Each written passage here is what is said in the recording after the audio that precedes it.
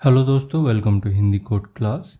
पिछले लेक्चर में हमने इस अकाउंट सर्विस के लिए सर्विस एंड कंट्रोलर में काम किया था, जो कि बहुत ही बेसिक कोड था। एंड आप सभी जानते हो कि बैंक में इतना बेसिक यूज नहीं होता, हमें इसे और एडवांस बनाना पड़ेगा। मतलब अगर आप इस एप्लीकेशन को रियल बैंकिंग एप्लीकेशन से कंपेयर करोगे तो आपको समझ में आएगा कि हमारे इस एप्लीकेशन में क्या क्या चीज़ें अभी मिसिंग है, क्या क्या इश्यूज हैं। एंड आज के लेक्चर में यही सारी चीज़ें, जो भी मिसिंग पार्ट है, जो भी इश्यूज हैं, इनको सही करना है एंड इस अकाउंट सर्विस में ऐड करके चीज़ें और बेटर करनी है। मतलब हम चाहते हैं कि सारी चीज़ें जैसे बैंकिंग लेवल पे होती हैं सेम वैसे ही हम अपने एप्लीकेशन में भी यूज कर सकें। ठीक, अब अगर मैं यहाँ पे इस एप्लीकेशन के इश्यूज की बात करूँ, मतलब कौन कौन सी चीज़ें मिसिंग है, तो सबसे पहला इशू मुझे इस लाइन में दिख रहा है। यहाँ पे आप देख रहे हो, यहाँ पर हम यूजर आईडी को ही कस्टमर आईडी कंसीडर कर रहे हैं। मतलब जो लॉग्ड इन यूजर है उसी को हम कस्टमर, मतलब यहाँ पे कस्टमर आईडी में रख रहे हैं उसकी आईडी को।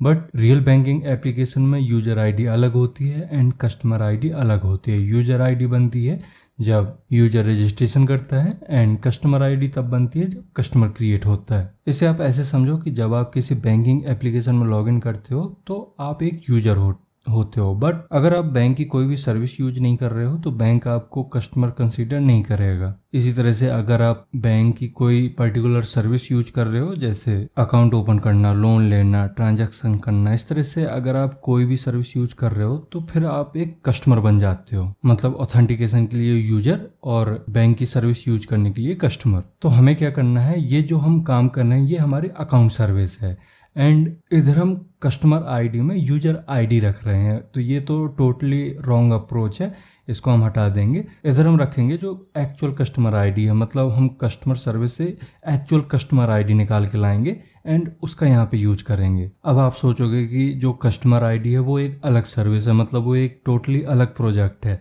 एंड अकाउंट सर्विस वो अलग प्रोजेक्ट है। तो कस्टमर आईडी वहाँ से कैसे आएगा, तो यहाँ पे हम यूज कर लेंगे फिन क्लाइंट का। मतलब फिन क्लाइंट का यूज हम इंटर सर्विस कम्युनिकेशन के लिए करते हैं। मतलब इसके थ्रू एक माइक्रो सर्विस दूसरी माइक्रो सर्विस से इजीली कम्युनिकेट कर पाती है। ठीक है, तो यहाँ पे हम एक फिन क्लाइंट बना लेते हैं जिसके लिए एक अलग से पैकेज लेते हैं। तो किसी भी पैकेज में राइट क्लिक करिए, न्यू एंड पैकेज, इधर DTO को हटाएंगे, इधर लिखिए फिन क्लाइंट, या फिन क्लाइंट ना करना चाहो तो आप सिर्फ यहाँ पे क्लाइंट भी कर सकते हो, क्लाइंट एंड फिनिश। अब इसी में बना लेंगे एक इंटरफेस। तो राइट क्लिक करिए, न्यू एंड इंटरफेस, इसका नाम देंगे कस्टमर क्लाइंट एंड फिनिश। अब फिन क्लाइंट बनाने के लिए हमारे पास एक एनोटेशन होता है एट फिन क्लाइंट नाम का। तो इधर फिन क्लाइंट नहीं आ रहा है, इसका मतलब हमने डिपेंडेंसी ऐड नहीं की है। एक बार हम pom.xml ओपन करते हैं, ये रहा, इसको ओपन करते हैं। अब यहाँ पे आपको ओपन फिन की डिपेंडेंसी चेक करनी है, अगर है तो कोई बात नहीं, अगर नहीं है तो उसे ऐड कर लेनी है। तो ओपन फिन इधर नहीं दिख रहा है कहीं भी, तो कोई प्रॉब्लम नहीं है, मैं इधर ऐड कर लेता हूँ। हमें क्या करना है, जो आपके पास क्लाउड की डिपेंडेंसी होगी उसको करना है कॉपी एंड इसी के नीचे कहीं पे भी इसको कर देना है पेस्ट। ऐसा इसलिए कर रहे हैं क्योंकि जो ओपन फिन की डिपेंडेंसी है, जो मतलब ओपन फिन है, वो स्प्रिंग क्लाउड की डिपेंडेंसी, जिसकी वजह से जो ग्रुप आईडी होगी वो स्प्रिंग क्लाउड की होगी। एंड आर्टिफैक्ट आईडी में हमें ये स्टार्टर के बाद ओपन फिन का यूज कर लेना है। तो ओपन फिन, बस इसको करिए सेव। अब इधर कस्टमर क्लाइंट में इसको हम ऐड कर देंगे। मतलब यहाँ पे अगर आप डिपेंडेंसी इसकी देखोगे, मतलब यहाँ पे अगर आप एनोटेशन यूज करोगे तो अब ये एनोटेशन आ जाएगा। इसमें हमें देना होता है नेम एंड नेम में आपको एग्जैक्ट वही नेम देना होता है जिससे आपको कम्युनिकेट करना है। मतलब हमें यहाँ पे कस्टमर सर्विस से कम्युनिकेट करना है तो कस्टमर सर्विस का एग्जैक्ट नेम देना होता है। तो यहाँ पे कर देंगे कस्टमर सर्विस। इधर हमने अंडरस्कोर लगा दिया, बट मुझे लग रहा है हमने कभी भी अंडरस्कोर का यूज नहीं किया है किसी भी सर्विस के नेम पे। हमने इधर हाइफन का यूज किया, तो आप हाइफन यूज करेंगे। अब इससे क्या होगा, इंटरनली ये जाएगा यूरे क्लाइंट के पास एंड वहाँ से इसका जो रनिंग इंस्टेंस है, मतलब जिस आईपी जिस होस्ट पे रन हो रहा है, जिस आईपी पे ये चल रहा है, उसका इंस्टेंस लेके आएगा एंड फिर एक इंटरनल HTTP रिक्वेस्ट क्रिएट करेगा। ठीक है, तो इस लाइन से रिक्वेस्ट क्रिएट नहीं करेगा, इस लाइन के थ्रू तो ये सिर्फ यूरेका क्लाइंट से रनिंग इंस्टेंस लेकर आ पाएगा। हमें अगर इसको प्रॉपर HTTP रिक्वेस्ट बनाना है, मतलब इंटरनली जो ये HTTP रिक्वेस्ट बनाता है, तो इसको बताना पड़ेगा कि कस्टमर सर्विस के किस इन पॉइंट को आपको हिट करना है एंड उसका मेथड क्या होगा। तो यहाँ पे हम गेट मैपिंग का यूज कर लेंगे एंड इसके अंदर देते हैं वो इन पॉइंट जो कि कस्टमर सर्विस में जाके हिट होगा। तो /customers/internal एंड इसके नीचे हम डिफाइन कर देंगे एक method gate customer by user ID and इसमें पास कर देंगे हम यूजर आईडी, तो लॉन्ग यूजर आईडी। ठीक है, अब ये हमें क्या करेगा, एक कस्टमर DTO टाइप का डेटा रिटर्न करेगा जो कि कस्टमर में क्रिएट किया था। ये DTO जो कस्टमर DTO है ये अकाउंट सर्विस में हमने नहीं बनाया है, लेकिन अब हमें बनाना पड़ेगा। तो हम यहाँ पे उसका नाम रख देंगे कस्टमर DTO एंड इसको करिए सेव। तो इतना आपको समझ में आया यहाँ पे हमने कस्टमर DTO क्यों लिखा है, क्योंकि जब ये HTTP रिक्वेस्ट जाएगी तो वहाँ से कुछ रिस्पॉन्स भी तो आएगा एंड रिस्पॉन्स क्या आएगा, रिस्पॉन्स कस्टमर DTO टाइप का ही आएगा, क्योंकि जो कस्टमर सर्विस है वो कस्टमर DTO टाइप का ही रिस्पॉन्स रिटर्न करेगा। उसे पता नहीं है कि कोई अकाउंट सर्विस है एंड अकाउंट सर्विस के लिए मुझे किस तरह का रिजल्ट देना चाहिए, वो तो अपने हिसाब से काम करेगा। बट अकाउंट सर्विस को चाहिए कि वो जो भी डेटा आए उसको हैंडल करे। इसका मतलब है कि हमें अकाउंट सर्विस में एक अलग से DTO क्रिएट करना पड़ेगा जो उस कस्टमर टाइप के DTO को रिप्रेजेंट करे, मतलब जो भी कस्टमर टाइप में डेटा है उसको हैंडल कर सके। तो कुछ नहीं, हम यहाँ पे आएंगे DTO में एंड एक नया क्लास क्रिएट कर लेते हैं, मतलब नया DTO बना लेते हैं। इधर क्लास एंड इधर हम सेम DTO नाम देंगे जो अभी हमने यूज किया है, कस्टमर DTO। अब यहाँ पे हम उन फील्ड्स को रख देंगे जो हमें कस्टमर सर्विस से चाहिए। तो सबसे पहले तो हमें ID चाहिए कस्टमर की, तो private long ID, then status के लिए प्राइवेट स्ट्रिंग स्टेटस एंड तीसरा चाहिए हमें KYC स्टेटस, तो प्राइवेट स्ट्रिंग KYC स्टेटस। इसके अलावा यहाँ पे यूज कर लेना है आपको एक एनोटेशन एट डेटा, इसको करिए सेव। अब इसी का यूज कर लेंगे हम इस कस्टमर क्लाइंट में। यहाँ पे आते हैं, इधर इंपोर्ट कर लेते हैं। तो इंपोर्ट करने के लिए इसी में आप कंट्रोल स्पेस डालोगे तो इधर आपको मिल जाएगा। ठीक है, इसको करिए सेव। ठीक, अब ये इंटरनली क्या करेगा, एक HTTP रिक्वेस्ट क्रिएट करेगा जिसमें इन पॉइंट यूज करेगा customer/internal एंड इसके साथ ही लास्ट में URL के यूजर ID भी अपेंड कर देगा, मतलब क्वेश्चन मार्क लगा के user ID equal to and इस यूजर ID का वैल्यू आ जाएगा, जिसके बाद कस्टमर सर्विस एक रिस्पॉन्स रिटर्न करके दे देगा। बट यहाँ पे आपको एक चीज़ का और ध्यान देना है कि आपको कस्टमर सर्विस में चेक करना है कि क्या हमने इस customer/internal नाम का कोई भी API बनाया है। अगर वहाँ पे कोई API नहीं होगा तो कभी भी वहाँ से डेटा नहीं आ पाएगा। ठीक है, तो हम चलते हैं अपने कस्टमर सर्विस में एंड उधर चेक करते हैं। तो ये रही कस्टमर सर्विस, इधर main/java में आएंगे एंड इधर आप कंट्रोलर चेक करोगे तो इधर आपको सारी APIs मिल जाएंगी।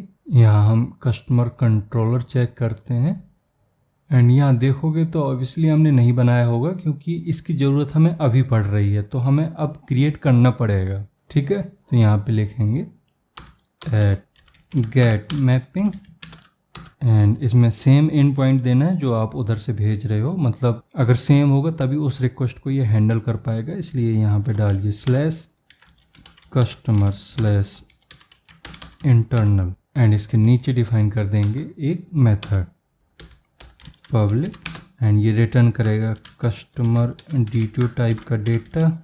बट कस्टमर DTO यहाँ पे शो नहीं हो रहा है, तो एक बार हम DTO चेक करते हैं। इधर हमारे पास कस्टमर रिस्पॉन्स DTO टाइप का है डेटा जो कि रिटर्न करता है। इसमें हमें नेम, फ़ोन, ईमेल ये सारी चीज़ें मिल रही हैं, बट हमें कुछ अलग डेटा चाहिए। तो एक और DTO क्रिएट कर लेते हैं। यहाँ भी इसमें राइट क्लिक करिए, न्यू एंड क्लास, इसका नाम देंगे कस्टमर DTO। आपको सेम नाम देना है जो आपने अकाउंट सर्विस में दिया है। अब जो हमने अकाउंट सर्विस में कस्टमर DTO बनाया था सेम उसी को यहाँ पे डाल देंगे, मतलब इसको कर लेंगे कॉपी एंड कस्टमर सर्विस में सेम इसको कर देंगे पेस्ट। अब ये अकाउंट वाला आपको पैकेज नहीं चाहिए, इसको रिमूव कर दीजिए, इसको करिए सेव। इसके बाद डेटाबेस से आपको ये सब डेटा निकालना है, मतलब जो भी यूज़र आईडी मिलेगी रिक्वेस्ट में, उस यूज़र आईडी के थ्रू, मतलब उस यूज़र आईडी का जो कस्टमर है उस कस्टमर से रिलेटेड ये सारा डेटा चाहिए हमें, मतलब कस्टमर की आईडी, उसका स्टेटस, उसका केवाईसी स्टेटस, ये सारी चीज़ें हमें रिस्पॉन्स में देनी है। तो हम आएंगे सर्विस में, इधर काफ़ी सारी सर्विसेज हैं, Setu service, KYC service and customer service. तो हम कस्टमर सर्विस को ओपन करते हैं एंड यहाँ हम बना लेते हैं एक सर्विस जो कि हमें ये पर्टिकुलर डेटा रिटर्न करके देगी। तो इधर लिखेंगे public customer DTO get by user ID and इसमें पास करेंगे हम एक आईडी, मतलब यूजर आईडी, एंड रेपो के थ्रू हम ले आएंगे डेटा इस कस्टमर का। बट हमें रेपो चेक करनी पड़ेगी, हमारे पास रेपो है या हमें बनानी पड़ेगी। तो रेपोजिटरी में आएंगे, इधर कस्टमर रेपोजिटरी में चेक करते हैं। तो यूजर आईडी के थ्रू डेटा आ रहा है जिसका नाम है find by user ID and is deleted false. तो इसी का हम यूज कर लेंगे। यहाँ पे इधर आएंगे एंड यहाँ लिखिए customer repo dot find by user ID and is deleted false. इसमें आ गया यूजर आईडी। अब ये देगा ऑप्शनल टाइप का डेटा, बट हमें चाहिए यहाँ पे कस्टमर टाइप का डेटा। तो इधर लिखिए डॉट और इल्स थ्रो, इसमें हम लैम्डा के थ्रू एक क्लास के कंस्ट्रक्टर कर लेंगे कॉल। तो न्यू रन टाइम एक्सेप्शन इसमें दे देंगे customer not found and last में सेमीकोलन। अब ये कस्टमर टाइप का डेटा रिटर्न करके देगा, तो इसको एक वेरिएबल में रख लेते हैं। यहाँ पे आएंगे कस्टमर, इसका नाम दीजिए कस्टमर। अब इससे तो मिल जाएगा हमें कस्टमर की आईडी एंड कस्टमर का स्टेटस, बट हमें एक और चीज़ चाहिए केवाईसी का स्टेटस, जिसके लिए हमें केवाईसी रेपो के थ्रू केवाईसी का डेटा निकालना पड़ेगा। तो यहाँ नीचे फिर से केवाईसी रेपो का यूज करेंगे, बट केवाईसी रेपो यूज करने के लिए हमें उसका पहले ऑब्जेक्ट चाहिए। यहाँ पे हम ऑब्जेक्ट नहीं निकाल रहे हैं, मतलब इधर फाइनल फील्ड नहीं बना रखी है। तो एक काम करते हैं, यहाँ फाइनल फील्ड बनाते हैं केवाईसी रेपो, इसका नाम दीजिए केवाईसी रेपो। अब इसी रेपो का यूज करके हम केवाईसी का स्टेटस निकालेंगे, जो केवाईसी डिटेल टाइप का डेटा रिटर्न करेगा। तो केवाईसी डिटेल नाम देंगे केवाईसी, देन केवाईसी रेपो का यूज कर लेंगे dot find by customer ID and इसमें दे देंगे कस्टमर की आईडी। तो जो अभी हमने कस्टमर निकाला है उससे हम आईडी निकाल लेंगे गेट आईडी। अब इसको आप इफ़ कंडीशन के अंदर भी रख सकते हो, मतलब अगर कस्टमर आया है, कस्टमर में ऑब्जेक्ट मिला है, तभी यहाँ पे कस्टमर डॉट गेट आईडी का यूज कर पाएँ। इस तरह की आप कंडीशन यहाँ पे लगा सकते हो, या फिर आप सीधा यहाँ पे डॉट और इल्स का भी यूज कर सकते हो। तो मैं यहाँ पे अभी डॉट और इल्स का यूज कर रहा हूँ, और इल्स इसमें डाल देंगे नल। तो नल ऑलरेडी आ गया, देन लगा दीजिए सेमीकोलन। अब जो भी आईडी, कस्टमर का स्टेटस, केवाईसी का स्टेटस मिला है उसको हमें रिटर्न करना है, बट आप ऐसे रिटर्न नहीं कर सकते हो। ऐसे अगर आप रिटर्न करोगे तो ये ऑब्जेक्ट जाएगा, बट हमें चाहिए कस्टमर DTO टाइप का डेटा। तो हमें इसको मैप करना पड़ेगा, मतलब कस्टमर की इन्फॉर्मेशन निकाल के एंड केवाईसी की इन्फॉर्मेशन निकाल के इसे कस्टमर DTO में मैप करेंगे। उसके लिए आपको यहाँ पे एक मैपर बनाना पड़ेगा, मतलब जैसे आपने ये मेथड बनाया था इसी तरह से एक और मेथड बनाना पड़ेगा।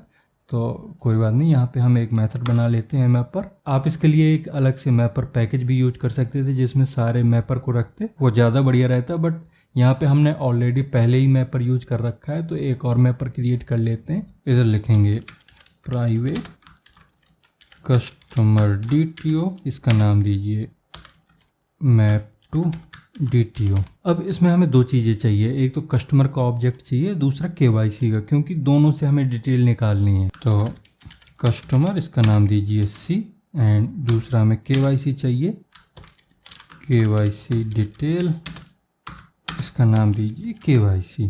अब यहाँ सबसे पहले हम कस्टमर DTO को बना लेते हैं एक ऑब्जेक्ट, इसका नाम दीजिए DTO, न्यू कस्टमर DTO। अब इसी में दोनों की चीज़ें निकाल के सेट कर देंगे। सबसे पहले कस्टमर की ID सेट करना है, DTO डॉट सेट ID, इसमें दीजिए C डॉट गेट ID। दूसरा कस्टमर का स्टेटस, तो DTO डॉट सेट स्टेटस, इसमें देंगे C dot gate status dot name. इसके बाद हमें KYC स्टेटस सेट करना है, तो DTO dot set KYC status, इसमें KYC dot gate status dot name. And last में जो भी ऑब्जेक्ट ये बना है, मतलब जितनी भी चीज़ें सेट हुई हैं ऑब्जेक्ट में, इस पूरे को कर देंगे रिटर्न DTO। इसे करिए सेव। अब इस मेथड में हमें इसी को कर देना है कॉल, तो रिटर्न मैप टू DTO, इसमें आ गया कस्टमर एंड KYC। इसे करिए सेव। अब हमें काम करना था कंट्रोलर में, तो हम आएंगे कस्टमर कंट्रोलर में, ये रहा इधर। अब हमें ये कस्टमर DTO मिल जाएगा, यहाँ पे कंट्रोल स्पेस करोगे तो आपका ये इंपोर्ट हो गया। देन मेथड का नाम तो get by user ID, and इसमें पास कर देंगे जो भी रिक्वेस्ट परम में डेटा आ रहा है, मतलब पैरामीटर में यूजर ID हम अकाउंट सर्विस से ला रहे हैं, तो अकाउंट सर्विस की वो यूजर ID यहाँ पे रिक्वेस्ट परम के थ्रू ले लेंगे। तो यहाँ पे डालिए ऐड रिक्वेस्ट परम, एंड ये लॉन्ग टाइप की होगी, इसका नाम दीजिए यूजर ID। देन सिंपली हम सर्विस को कर देंगे कॉल जो अभी हमने बनाई है, तो return service dot gate by user ID, and इसमें पास हो गया यूजर ID। इसको करिए सेव। अब ये परफेक्टली जो भी अकाउंट सर्विस को डेटा चाहिए यहाँ से फैच करके दे देगा। अब फिर से आते हैं हम अपने अकाउंट सर्विस में एंड देखते हैं कि नेक्स्ट प्रॉब्लम क्या है उसमें। इसे ओपन करिए, यहाँ main/java में इधर आपको सर्विस मिलेगी, इधर ये अकाउंट सर्विस ओपन कर लेना है। एंड यहाँ पे अब ये लाइन नहीं चाहिए, एक्चुअली ये लाइन अभी रखते हैं क्योंकि इसका हम यूज कर लेंगे, इसे हटा नहीं रहे हैं। बस हमें यहाँ पे ये जो कस्टमर ID की है इसको कर दीजिए यूजर ID। इससे क्या होगा, हमें यूजर ID मिल जाएगी जो कि फिन क्लाइंट को कॉल करने में यूज होगी। बट आप ऐसे फिन क्लाइंट को डायरेक्ट यूज नहीं कर सकते हो, पहले हमें उसका ऑब्जेक्ट चाहिए होगा। तो यहाँ पे एक फाइनल फील्ड बना लेते हैं, प्राइवेट फाइनल फिन क्लाइंट, इसका नाम दीजिए फिन क्लाइंट। अब इसी फिन क्लाइंट का यूज कर लेंगे। अब ये फिन क्लाइंट हमें जो डेटा देगी वो कस्टमर DTO टाइप का डेटा होगा, तो कस्टमर DTO, इसका नाम देते हैं कस्टमर। देन यूज कर लेंगे फिन क्लाइंट का डॉट, यहाँ डॉट के बाद कुछ नहीं आ रहा है, इसका रीजन ये है कि यहाँ पे हमें फिन क्लाइंट की जगह उस क्लास को यूज करना है जिसमें हमने फिन क्लाइंट यूज किया है, मतलब उसका नाम हमने फिन क्लाइंट नहीं कस्टमर क्लाइंट दिया है। तो यहाँ पे यूज करिए कस्टमर क्लाइंट, ठीक है। अब यहाँ पे आप फिन क्लाइंट करोगे, इधर दोबारा से लिखते हैं फिन client dot get customer by user ID, and इसमें पास हो गया यूजर ID। अब हमें जो कस्टमर का ऑब्जेक्ट मिला है, मतलब कस्टमर DTO में जो भी डेटा आया है उसको हम निकाल लेंगे कस्टमर ID नाम के वेरिएबल में, लॉन्ग कस्टमर ID, ये मिलेगी हमें कस्टमर डॉट ID, मतलब गेट ID। इसको करिए सेव। अब ये हमारा एक चीज़ फिक्स हो गया। अब दूसरी चीज़ क्या है, हम यहाँ पे इनिशियल डिपॉजिट सेट कर रहे हैं, मतलब एक बैलेंस सेट कर रहे हैं, एंड इस बैलेंस को हम चेक नहीं कर रहे हैं कि कस्टमर ने क्या फिल किया है, एंड ना ही यहाँ पे कोई कंडीशन है कि कस्टमर को कितना डिपॉजिट करना है। तो हमें यहाँ पे एक वैलिडेशन लगाना पड़ेगा जिससे ये चेक हो पाएगा कि कस्टमर जो भी अमाउंट डाल रहा है वो वही अमाउंट है जो बैंक ने रूल सेट कर रखा है या उससे कम है। एंड अगर ये डिपॉजिट कम निकलता है तो यहाँ पे एक एक्सेप्शन थ्रो हो जाएगी, एंड अगर चीज़ें ठीक रहती हैं तो ये अकाउंट क्रिएट कर देगा। इसके अलावा एक और प्रॉब्लम है यहाँ पे अकाउंट नंबर क्रिएट करने में। इधर क्या है, हम यहाँ पे ACC and current time miles का यूज करके एक अकाउंट नंबर क्रिएट कर रहे हैं, बट रियल बैंक में ऐसा नहीं होता। आपने भी अगर कोई बैंक अकाउंट नंबर लिया है, कोई बैंक में आपने अकाउंट ओपन किया है, तो आपको कुछ न्यूमेरिक नंबर मिलता है किसी भी टाइप के अकाउंट के लिए। आप चाहे करंट अकाउंट ओपन करवाइए, चाहे सेविंग अकाउंट ओपन कराइए, आपको एक न्यूमेरिक डिजिट मिलता है। और वो न्यूमेरिक जो नंबर होता है वो कोई रैंडम नंबर नहीं होता है, वो एक स्ट्रक्चर्ड नंबर होता है, मतलब उसमें ब्रांच कोड का यूज होता है। इसके अलावा अगर आप सेविंग अकाउंट या करंट अकाउंट ओपन कर रहे हो तो उस टाइप का एक स्पेसिफिक कोड होता है, तो वो भी उसमें मेंशन किया जाता है। तो इस तरह से एक प्रॉपर स्ट्रक्चर्ड वे में ये अकाउंट नंबर तैयार किया जाता है। बट अभी हमारा कुछ ऐसा नहीं है, हमने एक सिंपल ACC स्ट्रिंग करके एंड उसमें करंट टाइम माइल्स का यूज करके एक अकाउंट नंबर क्रिएट किया है। तो इसे भी हमें चेंज करना है, जो कि इस लेक्चर में नहीं हो पाएगा। इसके लिए अभी हम जो नेक्स्ट लेक्चर क्रिएट करेंगे उसमें इसको कंप्लीट करेंगे। तो अब हम मिलते हैं नेक्स्ट लेक्चर में। एंड इस लेक्चर के थ्रू अगर आपको चीज़ें समझ में आई हैं तो इस लेक्चर को लाइक करिए, एंड अगर आपने चैनल को सब्सक्राइब नहीं किया तो चैनल को सब्सक्राइब भी कर लें। Thank you.